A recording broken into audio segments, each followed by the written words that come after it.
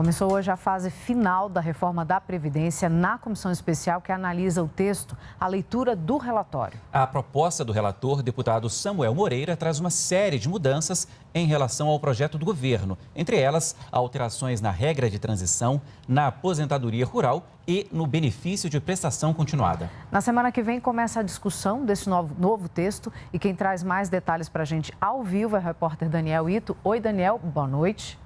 Boa noite, Catiúcia. Boa noite, Paulo. É você que nos assiste. Essa reunião de hoje estava marcada para as 9h30 da manhã, mas houve um atraso porque houve uma série de articulações feitas hoje pela manhã aqui na Câmara dos Deputados.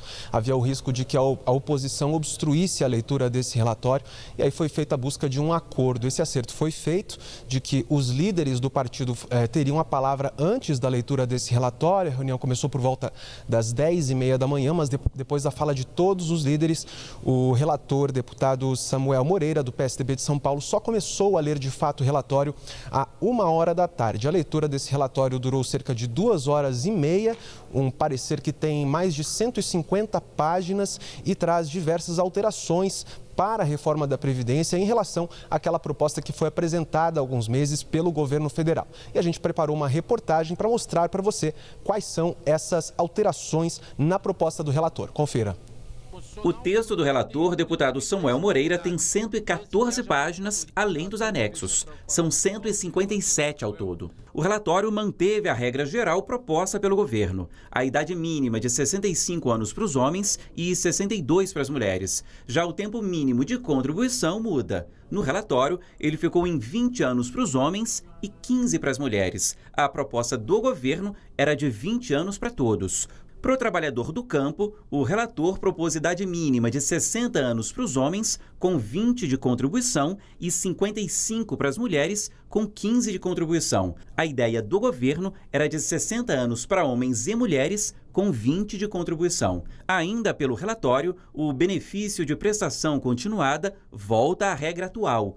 Um salário mínimo a partir dos 65 anos para idosos em condição de miséria. O governo queria um salário mínimo só a partir dos 70. Entre 60 e 69, o valor seria de R$ 400. Para o professor, o relator fixou 60 anos para os homens, com 20 de contribuição, e 57 para as mulheres, com 15 de contribuição. A sugestão do governo era de 60 anos para homens e mulheres, com 20 de contribuição. Já para o servidor público, a proposta do governo foi mantida no relatório. A idade mínima passa a ser a mesma da iniciativa privada. 65 anos para os homens e 62 para as mulheres, com pelo menos 25 anos de contribuição, 10 no serviço público e 5 no cargo. Também pela proposta do relator, o regime de capitalização sai do texto, assim como as mudanças para estados e municípios. O passo seguinte agora é discutir e votar esse relatório. A aprovação depende de 25 dos 49 integrantes da comissão especial. Mas qualquer que seja o resultado, a proposta vai ao plenário, onde é preciso ter o voto de pelo menos 308 dos 513 deputados. Se passar, o texto segue para o Senado. Bom, e ainda segundo o relator da proposta, deputado Samuel Moreira, esse parecer prevê uma economia na Previdência de R$ 1.130 bilhões, que é o somatório dos 913 bilhões da redução de custos, mais 217 bilhões do aumento das receitas na Previdência.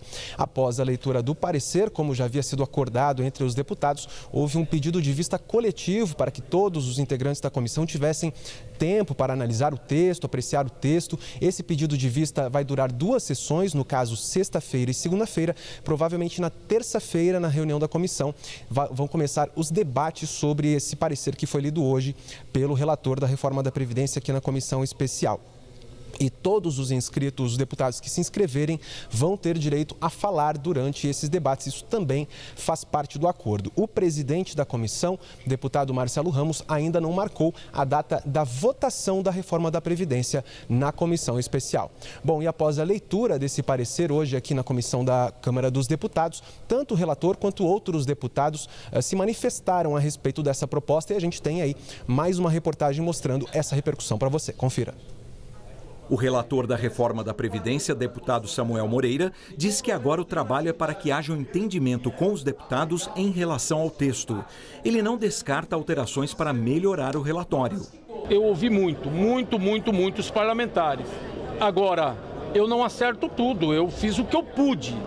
Ele está bem consistente para esse momento. Agora, ele vai ser submetido àqueles que têm força para deliberar, que foram constituídos pelo voto, que são os deputados. Eu não tenho dúvida de que a proposta do deputado Samuel Moreira ela traz a quase que perfeita calibragem da matéria, garantindo uma potência fiscal na casa de R$1 trilhão e, ao mesmo tempo, preservando as pessoas mais humildes. Para o governo, a proposta foi aperfeiçoada, mas é importante que seja feita uma negociação para incluir de volta estados e municípios na reforma da Previdência. Nós entendemos que há o problema político, que foi inclusive colocado pelos líderes que ontem falaram à imprensa, e eu espero, torço, vamos trabalhar também nesse sentido para que haja uma confluência, haja um desfecho favorável nessa negociação e que os governadores possam apresentar o voto das suas respectivas bancadas para que eles integrem o texto definitivo. Sem uma data para a votação do relatório, o trabalho dos líderes do governo vai ser tentar agilizar discussões na comissão e garantir votos. Mas a oposição promete debater bastante e fazer mudanças. Eu acho que o relatório melhorou, mas a grande crítica que nós fizemos à proposta é o fato de que a maior parte dos impactos previstos, desse 1 trilhão e 200 bilhões, faz recair sobre o regime geral. Por essa razão, a tendência nossa, se não evoluir numa mediação, numa negociação até o momento da votação na comissão, a tendência do PSB será votar contrário. Nós estamos lutando para conseguir quórum amanhã e na segunda-feira, de maneira que na terça a gente consiga fazer a discussão, terça, quarta e quinta. Acho que uns 3 dias talvez a gente consiga encerrar e votar logo na sequência. Esse período vai ser o período também que o governo vai intensificar o diálogo com os partidos para conseguir os votos que porventura ainda faltam.